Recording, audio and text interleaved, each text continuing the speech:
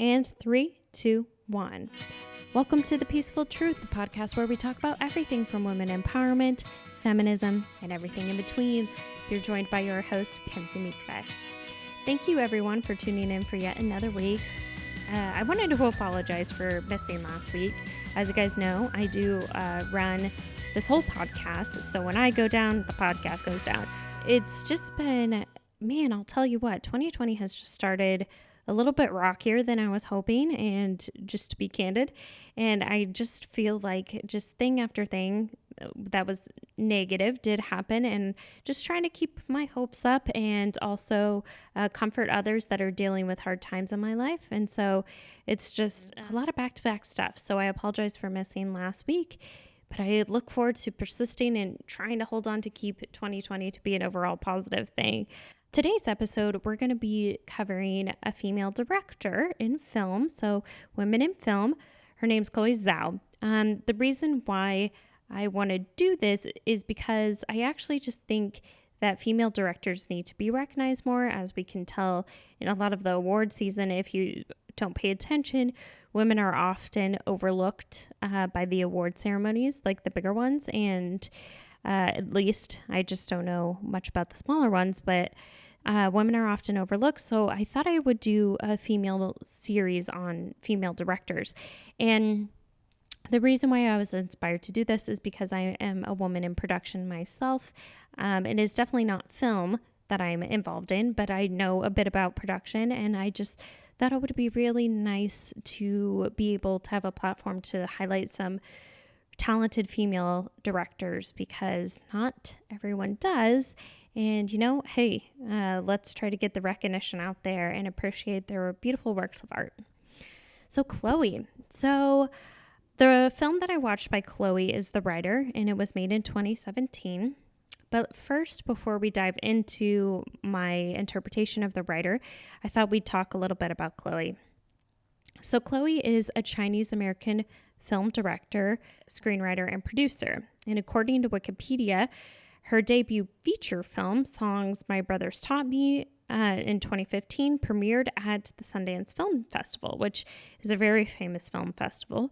And then her second feature film, The Writer, which I watched, was critically acclaimed and received several accolades, including nominations for Independent Spirit Award and for Best Film and Best Director. And that's so impressive for your second feature film, I feel like, to have such accolades. So props to her. So Songs My Brother Taught Me, I didn't watch it, but I wanted to refer to it because I'm going to be talking about it a little later on in today's episode, is about a Native American drama set in the Pine Ridge Indian Reservation in South Dakota. The film explores the bond between a brother and a sister. I haven't seen it yet, but again, the reason why I brought it up is because I watched a trailer and I watched The Writer, and I feel like the visual style is very similar, and it's just highlighting the beauty of the Western America. The film, again, highlights the beauty of the rural West and the modern life in it currently. So a little more diving back into Chloe.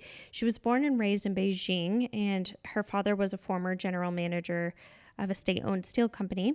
Her parents are separated, and her father remarried to an actress. And growing up, Chloe was rebellious, according to Wikipedia, and drawn to influences of Western pop culture. She attended a boarding school in London and then moved further west to Los Angeles to finish up high school. She earned her bachelor's degree in political science and worked a series of odd jobs before she studied film production at New York University. So I just think it's really inspiring that although she got her bachelor's degree in political science and worked odd jobs, she eventually continued to pursue and follow her career. So I thought that was really inspiring as a fellow female in production myself, who's always trying to keep my hopes up and also pursue my dreams in this field. So I thought that was really cool and inspiring. So again, in 2017, she directed The Writer, which is a contemporary Western drama, which follows a young cowboy's journey. And it follows him while he's recovering from a very significant head injury. It seems near fatal, where he is riding a horse and then gets knocked off. He was a professional rider.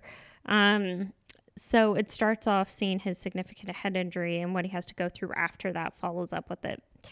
So again, similar to her first feature, she used a cast of non-actors. So these people are not actors, but they were people who lived on the ranch where the film was actually shot. However, the lead, his name is Brady Jandreau, I think. Jandreau, maybe? A cowboy who she met and befriended on her first film. And this same man suffered a severe head injury while he was thrown off his horse during a rodeo competition. So later, this guy Brady actually starred in the film itself as a fictionalized version of himself as Brady Blackburn. So it was really interesting to learn that after watching the film, because I was like, wow, this guy is so compelling, so realistic, but he's playing himself. It's very realistic, and or a version of himself at least, and it's really well done. So again, she's amazing. She was the writer, producer, and director of these first two films. So really getting her feet wet here with a lot of roles. And I appreciate the scrappiness of her, because I often have to act as those roles myself. So anyway, I watched The Writer, and I wanted to just talk about the movie itself. So I felt like the storytelling style of the film was really letting the story play out organically and naturally. And the story was really told from this perspective of watching the lead go through the motions of his life. And it's very realistic. She let the shots and the landscape really breathe while it was being shot, and it spoke for themselves. So it was really thoughtfully done. It was shot in the Badlands of South Dakota, and I had no idea how gorgeous and breathtaking South Dakota was. It's not a place I feel like we talk about often in the U.S. It's a very rural state. And I feel like the movie really displayed that vastness in a section of culture of rural America that I feel like not every single person is exposed to. And what was highlighted was that local rodeo culture. Again, it's just interesting to watch his level of celebrity actually in the small rural town mixed with the level of poverty he was actually suffering through, but also he was a local celebrity. So it was an interesting paradigm to see, because I don't think that's typical of most things that you see in the United States as far as celebrity goes. So again, the filming really allowed the beauty of this part of the country to be put on showcase. And I feel like even though they lived in poverty and it was like a rough in a lot of ways, the movie itself showed that you can live a rich life of following your dreams and living with some of the essentials, but really keeping your eye on the prize. The story itself was intriguing to watch. But again, if I'm admitting, it was a little bleak, and the story wasn't slow. It just included like every single step of the person's journey. So I wasn't necessarily on the edge of my seat the whole time or anything, but I think that's the point of the movie. And the story itself was told beautifully and really showed me a new perspective. And again, I've kind of lived not completely rural, but in a rural-like American town, and I feel like it was a really honest depiction and a good way to bring out the humanity of that portion of the world and show that we all have similar wants and hopes no matter where and who you are. And I thought it was really cool. So, spoiler alert, I wanted to kind of walk through the plot. But again, Brady lives in poverty with his father, Wayne, and his young sister, Lily, who have autism. And a lot of this, again, is coming from Wikipedia.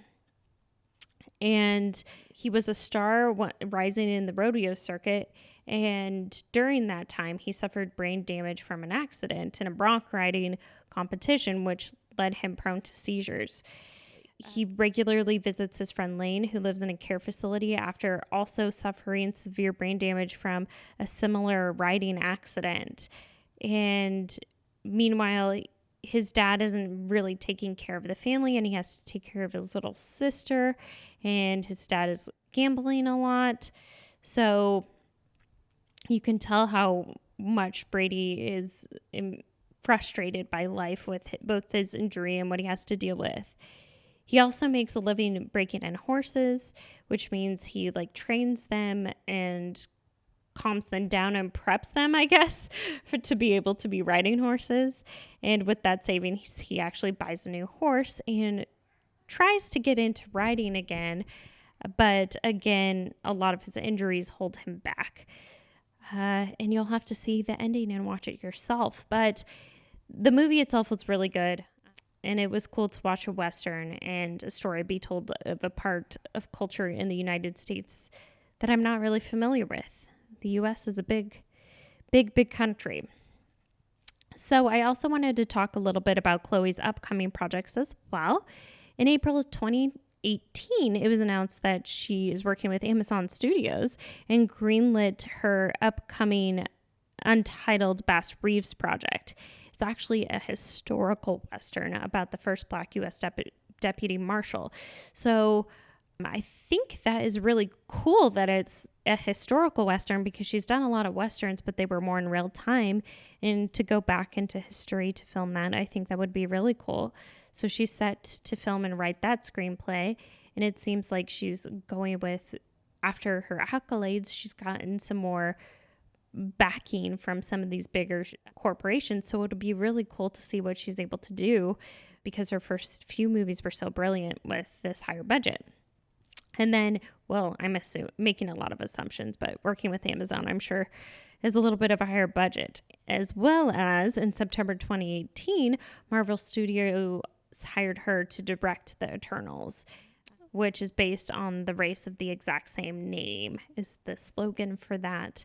So Marvel and Amazon hired her, which I'm sure is a really big step after your first 2 feature films, just going straight there. That's really neat. And I think she should be recognized for that. So it'll be interesting to see these films. Again, one's a historical Western, so to see it go back in time rather than her real life Western styles of her first 2 features. And then the Marvel one, she's not writing or producing, but directing it. And I think that'll be really cool to see what she's going to do with more of a fictionalized story versus realistic, because she has done a lot of realistic things. But hey, I think it'll try her directing and really show her talent. So I am excited about that. So in the future, I hope to highlight some more female directors if you're interested, and check them out, because I feel like, again, these ladies need to be recognized more. So we always wrap with what we're looking forward to. And I always think that's a good thing to focus on. I'm looking forward to working out this week. It's simple, but that's the truth. I want you to think about what you're looking forward to. I really appreciate everyone tuning in, and I will see you next week. Thanks for your patience. Bye.